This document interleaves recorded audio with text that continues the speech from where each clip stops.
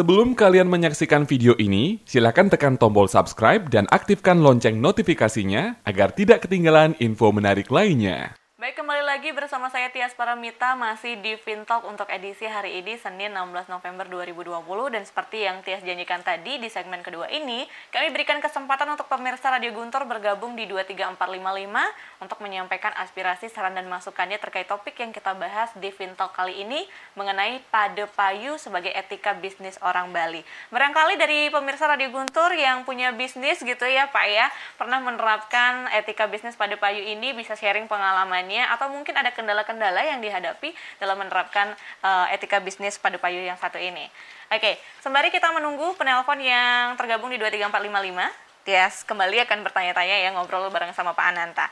Tadi sempat Bapak sebutkan bahwa Pade Payu ini merupakan nilai ideal yang diterapkan, yang harus diterapkan bagi mereka yang meyakininya. Kenapa disebut sebagai nilai ideal nih Pak Pade Payu ini? Ya, pada prinsipnya kan semua nilai etika kan begitu. Ketika bicara etika itu arti sesuatu yang ideal untuk diterapkan. Jadi sesuatu yang berisi bagaimana seharusnya kan begitu. Bagaimana seharusnya dan apa yang tidak seharusnya gitu. Nah, itu memang konsep ketika kita bicara etika gitu. Sehingga ketika kita bicara Pade Payu sebagai sebuah etika gitu, maka kita akan diberikan tuntunan tentang perbuatan apa yang seharusnya kita lakukan, 1, 2, 3, 4, dan seterusnya. Perbuatan apa yang tidak boleh kita lakukan, 1, 2, 3, dan seterusnya. Oke, seperti itu. Nah, lalu apakah prinsip Pade Payu ini itu memang ada di bisa disebut sebagai etika bisnis orang Bali, emang karena budayanya orang Bali saja atau bagaimana sebenarnya? Atau ada hal lain yang mendasarinya? Ya, seperti yang saya sampaikan tadi itu sebenarnya kan upaya kita untuk memberikan tambahan pemahaman gitu ya, bahwa sebenarnya Bali ini kaya dengan berbagai prinsip etika moral gitu yang tercermin dalam berbagai ujaran-ujaran tadi gitu.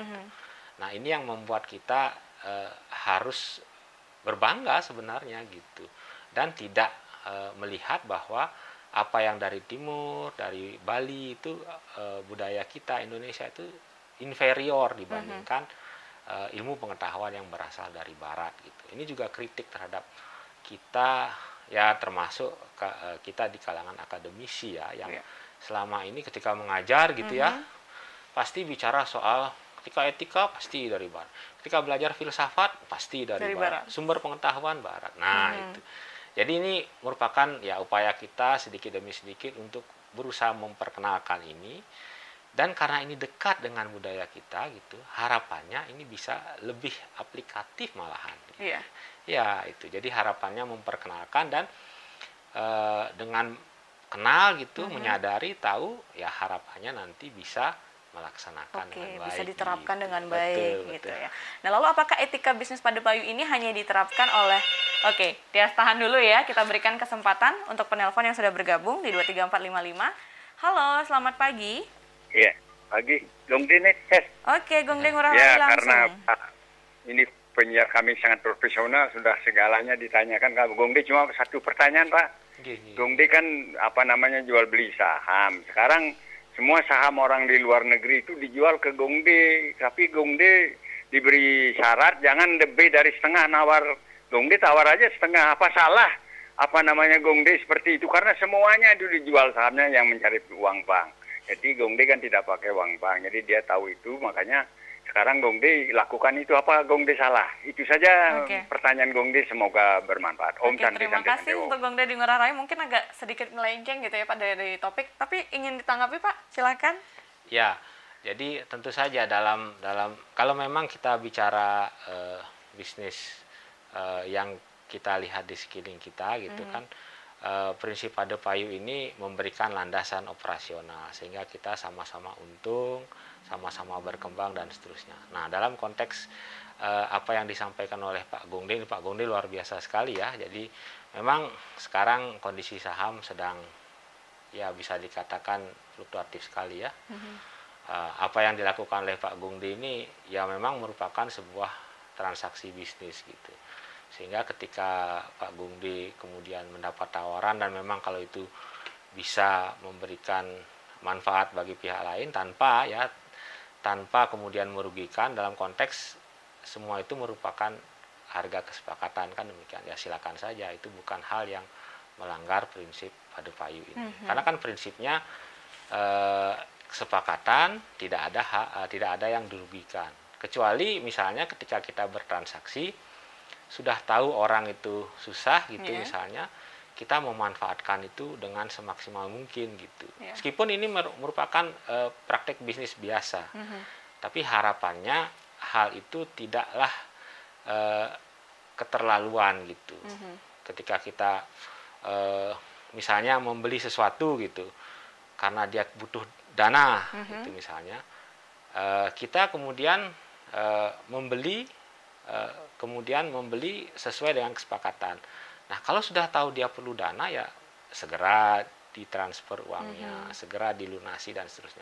Sehingga orang ini bisa segera menyelesaikan permasalahan keuangannya. Itu misalnya. Jadi jangan nanti misalnya setelah dapat harga murah, lama dibayar dan nah itu tidak, atau menyalahi prinsip Padu Payu. Jadi kita aja yang untung. Di sisi lain orang dirugikan. Kadang-kadang kan begitu. Ini ada tanah murah atau mobil murah. Ada orang yang perlu, oh ya kita sanggupin. Padahal mungkin kita belum punya dana, tapi kemudian kita mencarikan pembeli lain gitu misalnya. Sehingga dari sini kita bisa mendapatkan keuntungan yang lebih tinggi. Nah, ini kan problem. Kalau kita tidak bisa menemukan pembeli dengan cepat, nah orang yang perlu dana ini kan harus menunggu lama. Nah, ini tidak mengikuti prinsip Padu Payu. Kita berusaha mendapatkan keuntungan yang sebesar-besarnya dengan mengorbankan orang lain. Nah, hal itu nggak boleh gitu ya Pak? Ya. Oke, jadi tidak boleh ada keterpaksaan lah, bisa dibilang seperti itu ya? Untuk berbisnisnya. Tidak boleh ada pihak yang dirugikan. Sebagai pihak yang memiliki dana harus berusaha untuk berempati terhadap kebutuhan orang yang memiliki barang yang akan menjual dengan harga murah ini. Dia punya empati. Gimana rasanya kalau saya seperti dia gitu. Menempatkan posisi di orang itu gitu ya Pak ya. Betul. Kalau sudah dapat jual murah lagi, ya harapannya segeralah dilunasi sehingga orang itu bisa segera menyelesaikan permasalahannya. Jangan lagi kemudian ditunda, carikan lagi pembeli kan kadang-kadang. Berarti nggak boleh jadi PHP Pak ya, memberi harapan palsu, bilangnya bisa beli, tapi ditunggakin. Ya, karena kan dalam konteks bisnis kadang-kadang itu terjadi kan. Iya, sering. Ini peluang ini, saya ambil aja. Iya. Saya kira-kira dapat pembeli di sana, ambil.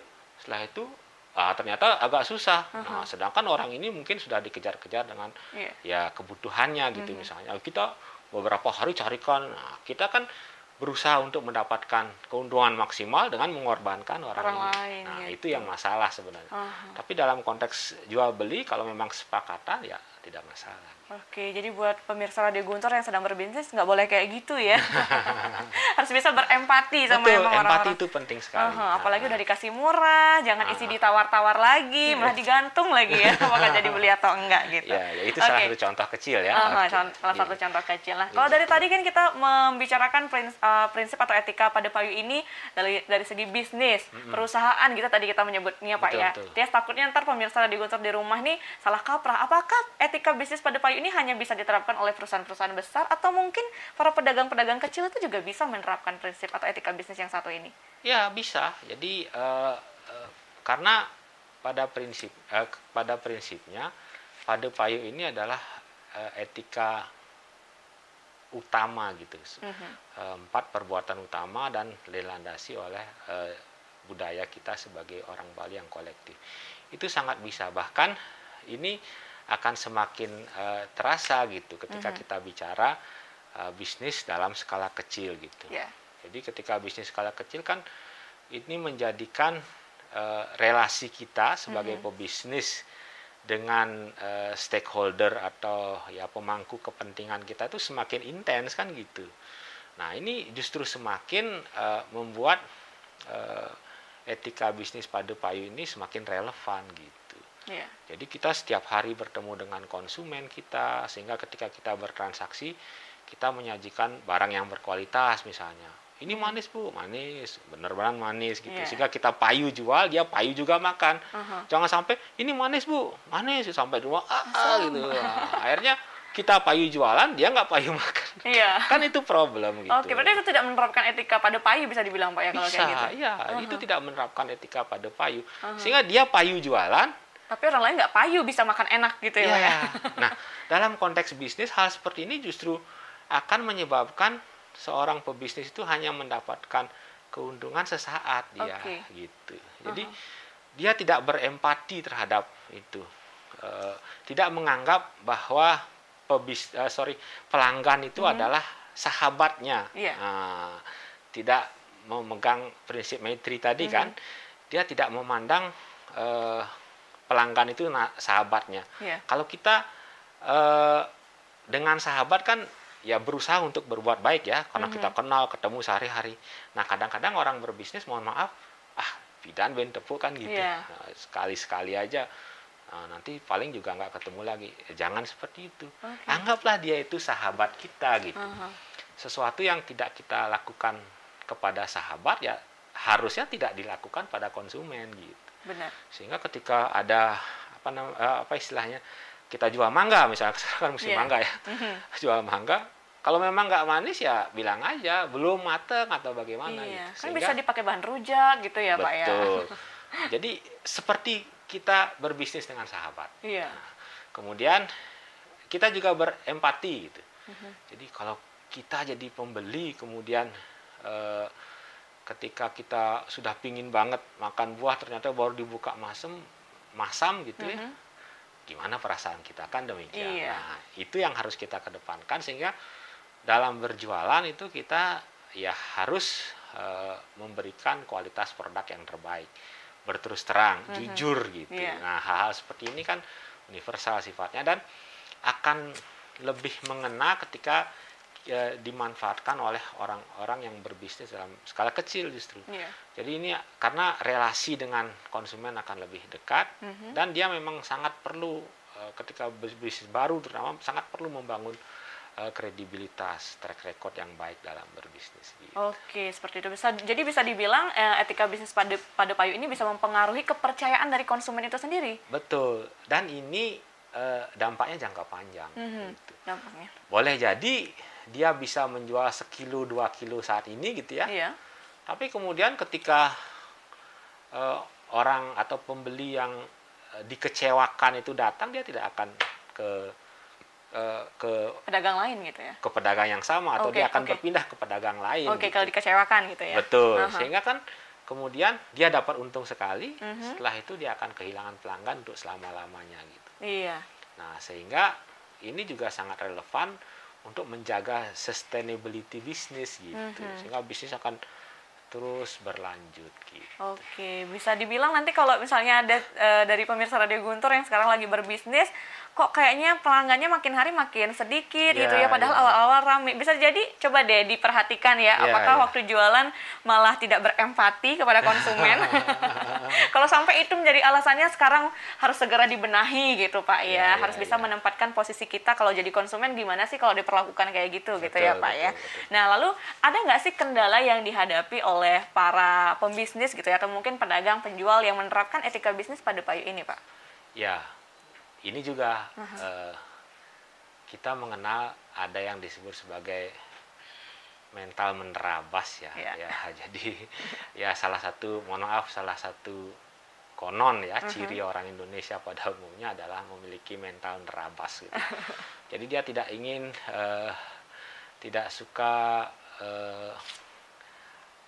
bersusah payah gitu ya mengikuti aturan, tapi ini kan bisa kita lihat sehari-hari gitu. Bisa kita lihat sehari bagaimana mental menerabas ini memang ada ini di sekitar kita. Itu memang konon menjadi salah satu ciri dari masyarakat Indonesia itu. Disebutkan oleh antropolog gitu. Pak Kuncharaningrat itu kan bilang bahwa kita punya mental menerabas gitu. Jadi ciri masyarakat Indonesia, jadi bukan saya yang ngomong. Nah, itu salah satu cirinya. Nah, ini kadang-kadang, itu kan ada di kepala kita ya. Seperti yang saya sampaikan tadi, nilai-nilai itu kan bertubrukan di atas kepala kita gitu. Nah, salah satu yang akan menghambat itu adanya mental menerabas tadi. Seperti tadi, ketika kita bicara penjual mangga tadi, ketika dia berterus terang gitu ya, bersikap jujur, apa yang terjadi? Boleh jadi tidak ada orang yang beli kan? Iya, benar. Ini nggak terlalu manis apa segala macam. Ya, cuman problemnya ketika itu terjadi bisa jadi dia akan, gimana ini caranya gitu ya? Saya ngecap dikit lah gitu. Jadi kemudian dia berbohong dan seterusnya. Tidak memperhatikan kualitas, menghilangkan empati dan seterusnya. Apa yang kemudian dia dapatkan bisa jadi dagangannya laris gitu. Nah inilah menerabas itu tadi. Dengan bisa dikatakan mengelabui konsumen, maka kemudian dia mendapatkan keuntungan dalam jangka pendek secara pintas. Nah ini yang kemudian merupakan satu tantangan ketika kita bicara pada payu sebagai etika bisnis ini. Jadi mental-mental seperti ini gitu. Belum lagi ya tekanan-tekanan eksternal gitu, kebutuhan. Jadi kembali lagi ketika semuanya kemudian harus kita bisa selesaikan dengan materi. Ketika kita tidak mendapatkan materi dari bisnis, kemudian kita mulai goyah dan seterusnya. Ini memang merupakan sebuah ya upaya kita untuk terus mengedepankan ini, dan itu memang tidak gampang. Jadi banyak sekali tantangannya. Karena dengan melawan ini kadang-kadang kita justru bisa mendapatkan keuntungan jangka pendek yang jauh lebih besar. Jangka pendek, ingat itu.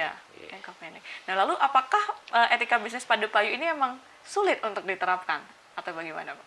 Ya, itu tadi sulit tapi harus. Ya, sulit dalam artian banyak sekali hambatan untuk itu. Banyak sekali hambatan itu. Di samping itu ciri kita salah satunya itu tadi ada mental menerabas. Kemudian belum lagi di sekitar kita kebutuhan bagi seseorang, cara berpikir pendek itu. Nah, yang juga seringkali menjadi hambatan adalah aturan. Nah, ini juga perlu kita pikirkan agar kita bisa mungkin suatu saat itu ya memberikan guidance lah dalam sebenarnya dalam konteks bisnis ada itu. Ketika kita bicara tadi itu kebutuhan untuk CSR itu kan memang diharapkan untuk bisa ditampilkan pada perusahaan-perusahaan besar. Nah inilah yang kemudian menyebabkan faktor-faktor yang mendorong penerapan etika bisnis ini. Jadi ketika kita bicara etika bisnis dalam konteks penerapannya, memang ada hal yang menghambat, ada hal yang diharapkan bisa mendorong gitu. Nah sehingga ketika kita bicara sulit ya hambatan ini dihilangkan gitu. Nah, kembali lagi kemudian kuncinya adalah pada diri kita sendiri, individu gitu. Bagaimana kita sebagai seorang pebisnis gitu bisa menerapkan ini. Karena menyadari kan bahwa pada payu ini sebenarnya berasal dari ajaran agama kan gitu. Kita sebagai orang Bali ya, belajar pada agama, kemudian berasal dari ciri budaya kita sebagai orang Bali. Kalau ini disadari dengan baik, maka bukan perkara yang sulit untuk bisa dilakukan gitu. Dilakukan. Sulit memang, tapi harus tetap dilakukan. Nah, lalu mungkin ada nggak sih hal-hal yang harus kita lakukan agar tetap konsisten untuk menerapkan etika bisnis pada payu ini jika kita menjadi seorang pembisnis, Pak? Ya, ketika kita bicara etika gitu, pasti saja selalu. Nah, ketika kita bicara etika kan kesadaran, kemudian kontrol di masyarakat gitu. Nah ini yang perlu kita pahami bersama sehingga kalau memang kita ingin menerapkan menerapkan etika pada payu ini dengan baik gitu, kita harus selalu menanamkan itu pada diri kita. Kemudian harapannya ketika kita relasi dengan pihak-pihak lain gitu, ini menular gitu.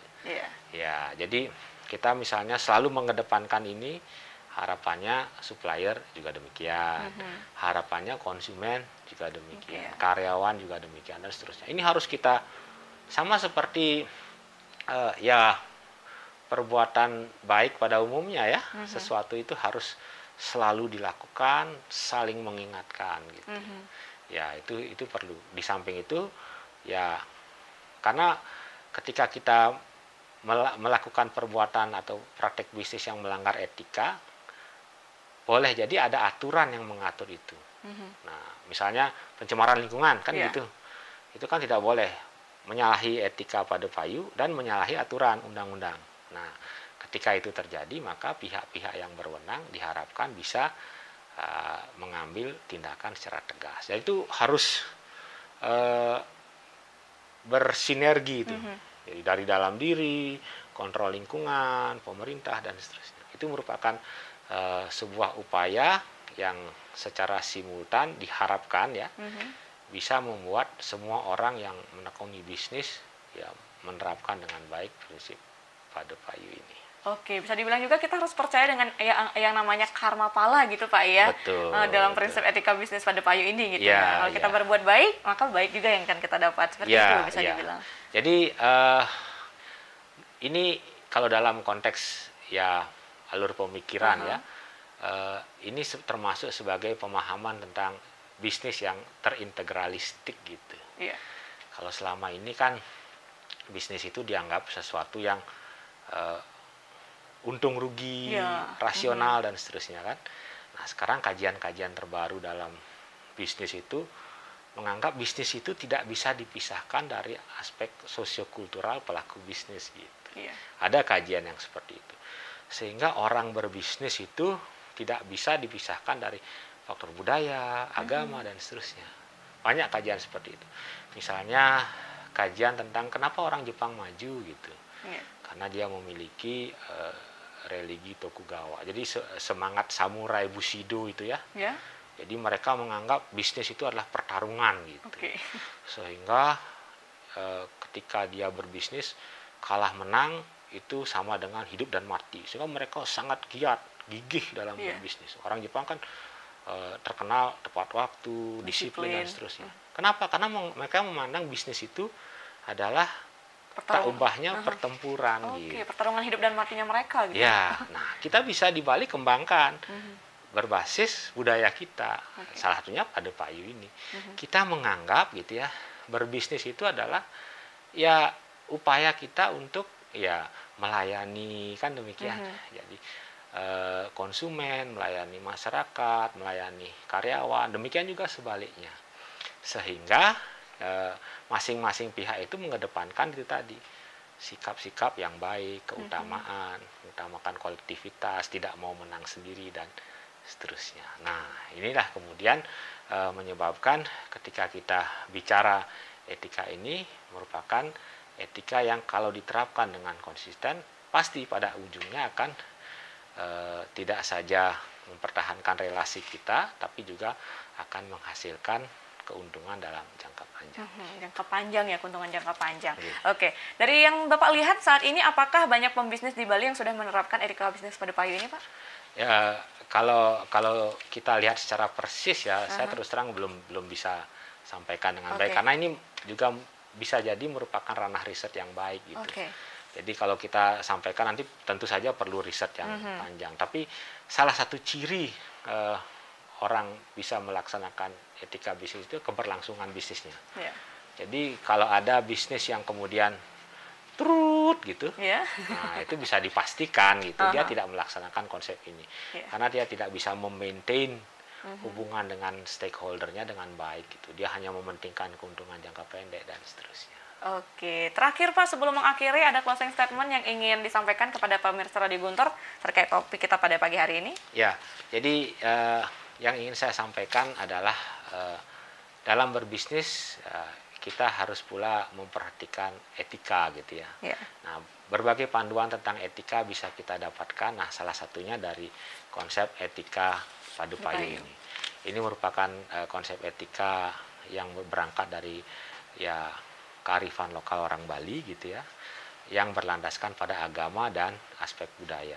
Jadi harapannya dengan melaksanakan etika bisnis ini, ya kita bisa menciptakan sebuah bisnis yang berkelanjutan dan pada akhirnya kemudian bisa mendapatkan manfaat finansial sesuai dengan yang kita harapkan. Gitu.